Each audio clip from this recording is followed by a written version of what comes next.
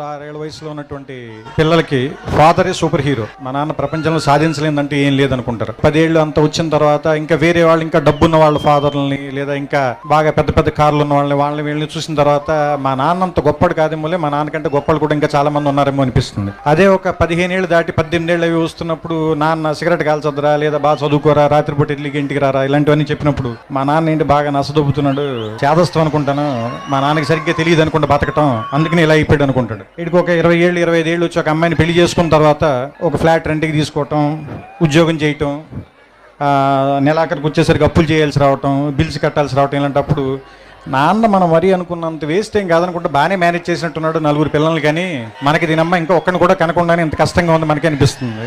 ఆ తర్వాత ఒక 35-40 దాటిన తర్వాత పిల్లలు కొంచెం పెద్దవాళ్ళు అవుతుంటే స్కూల్ ఫీజులు, రికమెండేషన్లు, ఆ తర్వాత వాళ్ళకి ఏదైనా ఒంట్లో బాగున్నప్పుడు రాత్రిపూట హాస్పిటల్కి పరిగెత్తటాలు, ఏదైనా